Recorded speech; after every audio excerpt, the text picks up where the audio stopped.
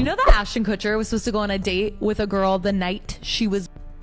I'm sorry, what? And of course, despite that, now all of Ashton Kutcher's sources are saying he never in a million years would have even guessed that Diddy could have been doing something like that. Which is crazy because 5 years ago, I was hearing rumors of what Diddy was doing, and your friend of 20 years didn't know. So I guess I never realized how close Ashton Kutcher is with P. Diddy. I had no idea that they had been friends for years and Ashton Kutcher used to attend Diddy's white party. Oh my goodness. The Hollywood elite are shaking in their designer boots as Ashton Kutcher, yes, the Ashton Kutcher, is getting dragged into Diddy's alleged scandal web.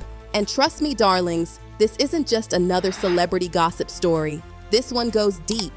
Let me tell you, the skeletons tumbling out of Ashton's closet are enough to fill a graveyard. Remember those incredibly disturbing comments he made about Hillary Duff when she was just a baby-faced 15-year-old? My skin is literally crawling just thinking about it.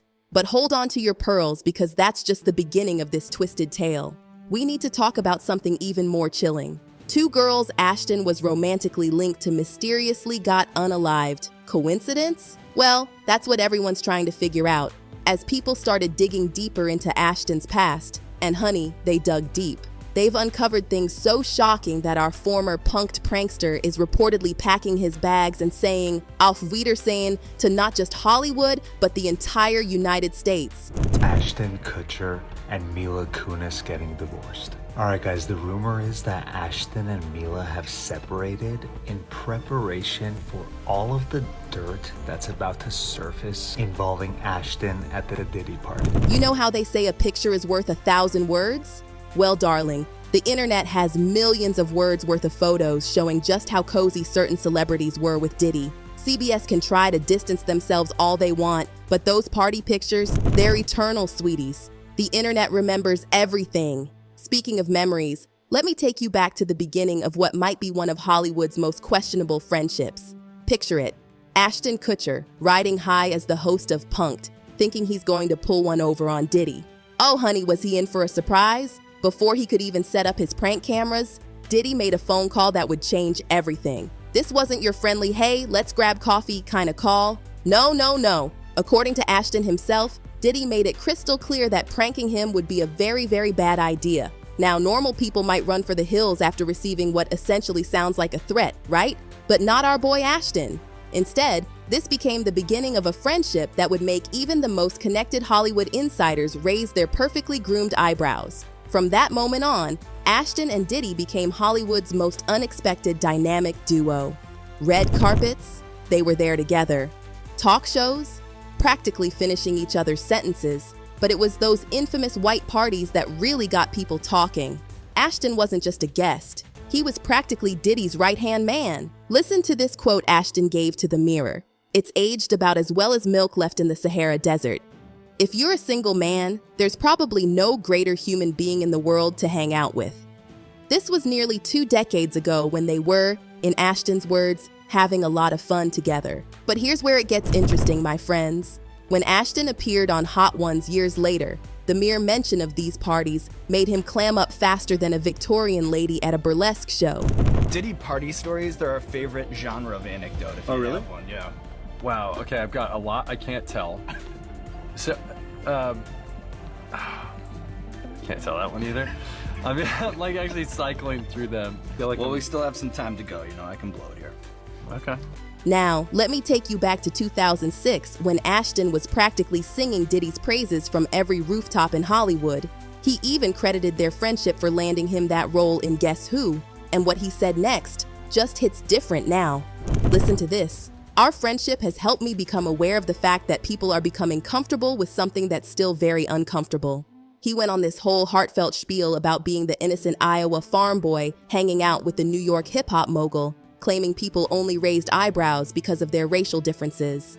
When I was hanging out with Shaw, people did not understand why this Iowa farm kid went out with this hip-hop mogul from New York, he explained, trying to paint himself as some bridge builder between worlds. Oh, sweet summer child, if only we knew then what we know now. But here's where the plot takes a dramatic turn that would make soap opera writers jealous. Mila Kunis, Ashton's better half, has reportedly put her foot down hard. Word on the street is she's completely banned Ashton from having any contact whatsoever with Diddy. And honestly, after the absolute catastrophe that was the Danny Masterson situation, can anyone blame her? Speaking of catastrophes, grab your emotional support pillows because we need to talk about what happened in September 2023. Danny Masterson, you know, the guy who played Hyde on That 70s Show, got slapped with a 30 years to life prison sentence for wording 2 women back in 2003. The conviction alone sent shockwaves through Hollywood, but what happened next left everyone absolutely gobsmacked. Our supposed champion of victims' rights, Mr. Anti-Trafficking himself, Ashton Kutcher, along with Mila, wrote character reference letters defending Masterson. I need you to really let that sink in for a moment. The same man who testified before Congress about protecting vulnerable people, who co-founded Thorn to fight trafficking, actually put pen to paper to vouch for a convicted RW. The internet didn't just explode, it went N-U-C-L-E-A-R. We are aware of the pain that has been caused by the character letters that we wrote on behalf of Danny Masterson. We support victims. We have done this historically through our work and will continue to do so in the future. When the backlash hit them like a tsunami, Ashton and Mila did what every celebrity does when they're drowning in controversy. They posted one of those painfully rehearsed apology videos on Instagram. You know the type. Sitting there looking appropriately somber, speaking in carefully measured tones about how they've always supported victims. Darling, the internet wasn't buying what they were selling, and the receipts were longer than a CVS receipt. The fallout was absolutely devastating. Ashton had to step down as chairman of Thorn's board of directors, the very organization he helped create. His reputation as an activist shattered into more pieces than a dropped mirror. But hold on to your seats, my friends, because we're about to dive into something even more disturbing than you could possibly imagine. Hillary Duff is in Lizzie McGuire. She also has an album out. She's going to be in a movie called Cheaper by the Dozen. And she's one of the girls that we're all waiting for to turn 18, along with the Olsen twins. Any 15-year-old. If you thought those character letters were bad, wait until you hear about this next bombshell. An old clip from Punk'd resurfaced that made everyone's blood run cold. In it, Ashton made such inappropriate comments about Hillary Duff, who was only 15 at the time, that I can barely bring myself to repeat them. But because this is about exposing the truth, let me tell you, he actually discussed waiting for her to become legal. I'll give you a moment to process that level of creepiness. But wait, there's more. As if commenting about one underage star wasn't disturbing enough, he just had to bring the Olsen twins into it. Yes, you heard that right. He lumped them into the same conversation about teenage stars people were waiting to see become legal. The collective skin crawling that happened when this clip resurfaced could probably be measured on the Richter scale. And speaking of disturbing behavior, let me tell you about something that happened during the That 70s Show days that'll make your stomach turn. Picture this. Ashton, age 19, makes a bet with Danny Masterson, yes, the same one who's now in prison, about French dissing Mila Kunis. Sweet, innocent Mila was just 14 years old at the time. This wasn't just some random diss. It was her very first diss ever. Can you imagine finding out years later that your first romantic moment was orchestrated as part of a bet between your future husband and a now convicted criminal? The layers of wrong in this situation are deeper than the Mariana Trench. You know what's funny is when she was 14 when we started the show. I was like 19, right? Right. And they're like, okay, you guys are going to be making out in this scene.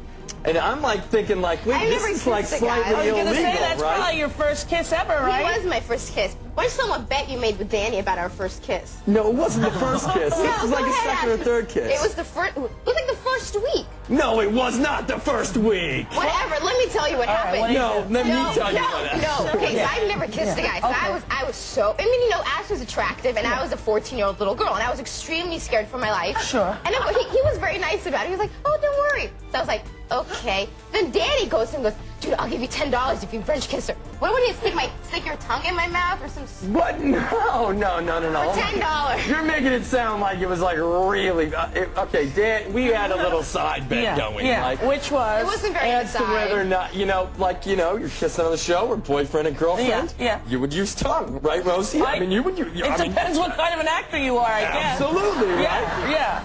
So Danny bets me like $20 that I wouldn't do it. And of course I'm like, yeah, sure, what's the deal? You know? And then the cop showed up and you got arrested pretty much. They should have, but they didn't. Now brace yourselves, because what I'm about to share is the kind of story that haunts you long after you hear it. Remember earlier when I mentioned those mysterious unaliving cases? Let's talk about February 22nd, 2001, a date that would forever change lives in Hollywood. Ashton had plans that night with Ashley Ellerin, a vibrant 22-year-old fashion design student with dreams as big as the California sky. They'd talked on the phone, made plans. Everything seemed perfectly normal. Ashton arrived at her Hollywood bungalow 2 hours after their call, but something wasn't right. The lights were on, but nobody answered his knocks. Looking through the window, he saw what he thought was a red wine stain on the carpet.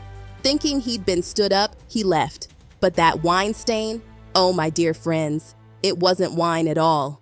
The next morning brought news that would send shockwaves through Hollywood and haunt Ashton for the rest of his life.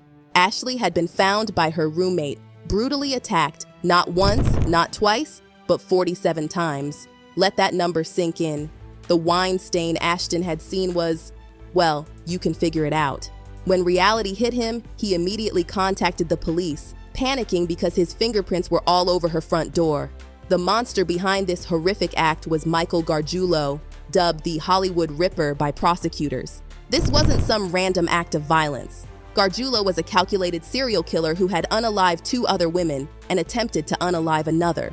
His signature move? Stalking women and attacking them in their own homes, where they should have felt safest. But here's where the whispers start getting louder. With everything we now know about Ashton's connections to controversial figures like Diddy and Masterson, some people are starting to question his involvement that night. The timing of his arrival, the wine-stained story, his quick departure, it's all being scrutinized under a new light. And now, with all these skeletons doing a full choreographed dance routine out of Ashton's closet, the creepy comments about underage stars, the character letter from Masterson, his tight friendship with Diddy, and his connection to this horrific unaliving case, we have to ask ourselves, who is the real Ashton Kutcher? Is he really planning to flee the country to escape potential legal consequences? Or is there something even darker lurking beneath the surface that we haven't uncovered yet?